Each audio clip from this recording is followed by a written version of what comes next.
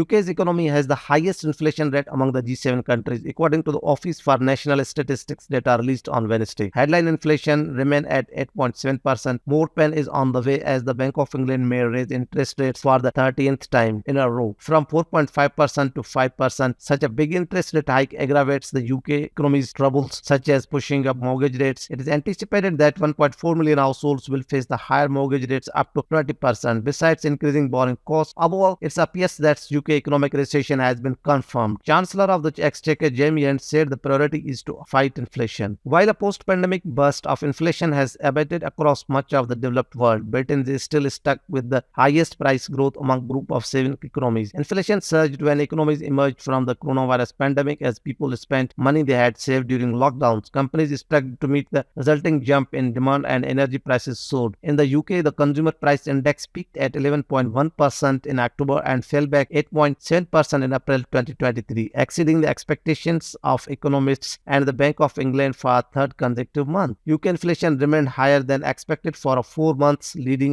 to fresh flurry of bets on higher interest rates as a consumer struggled with soaring mortgage costs. The consumer prices index rose 8.7% in May, the same as the month before the Office for National Statistics. Core inflation excluding food and energy accelerated unexpectedly to 7.1% from 6.8%. However, food price inflation dipped from 19% in April to 18.3% in May. But the cost of food itself in a supermarket still rose 0.9% in the month of May alone. What's being blamed for UK's sticky inflation? The UK is in a unique situation. It's suffering from labor shortages like the US while grappling with the energy crisis that's affected all of Europe. The Bank of England's task is made even harder by a surprisingly resilient economy, knock-on effect of Britain's departure from EU and a mechanism that shields consumers from high energy costs. Why does high inflation matter? Britain tends to refinance their mortgages more frequently than their peers in the US and continental Europe. So lots of households are being exposed to the higher interest rates imposed by the Bank of England to get inflation back under control. About 1.3 million mortgage holders are said to refinance fixed rate deals at a higher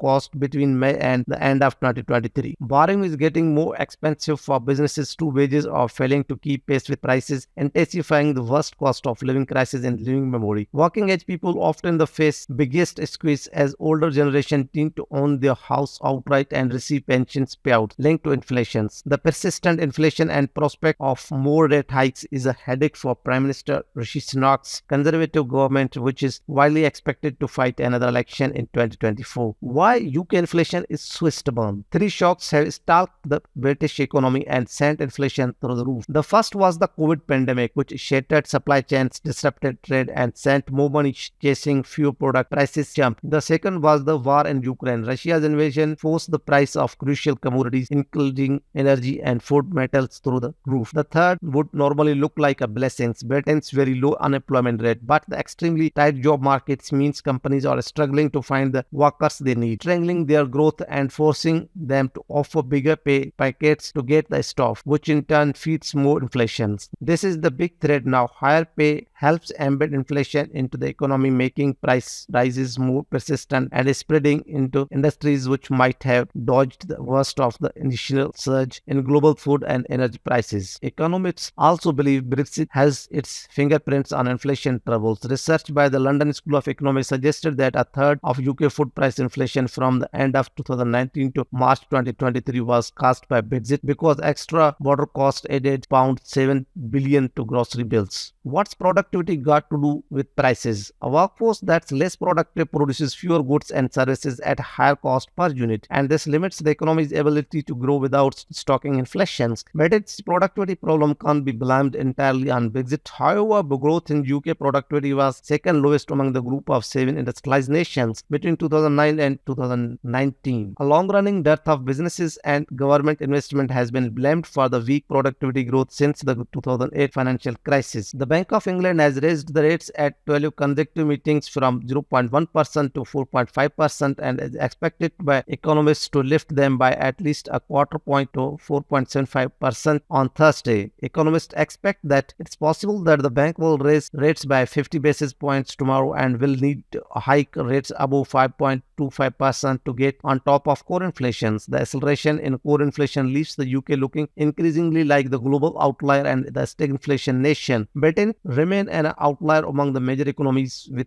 prices rising more than 4 times faster than central bank's 2% target. Bank of England governor is concerned about signs inflation is remaining more persistent despite the quickest round of rate hikes in 4 decades. The central bank will announce its next monetary policy decision on Thursday and is widely expected to implement its 30th consecutive interest rate hike as it faces the perilous balancing act of reining in inflation without creating a mortgage crisis and recession. Deficit source: the Office for National Statistics said government debt climbed above 100% of GDP for the first time since 1961 after the government borrowed a greater than forecast of £20 billion in May. The deficit, second highest for the month since the modern records began in 1993, was up from 9.4 billion a year earlier. The increase was driven by the cost of living payments, including energy subsidies and higher staff costs. High inflation and rising interest rates are weighing heavily on public finances as well. Debt servicing costs for May alone were £7.7 billion. Public sector strikes as a workers' demand pay keep up with the prices have delivered bigger pay deals than the government had planned. As a result, staff costs for May were £3.4 billion higher than last year, largely due to the National Health Services pay deal. Support for household energy bills cost £3.6 billion in May, £1.4 billion more than last year. Inflation also added £2.9 billion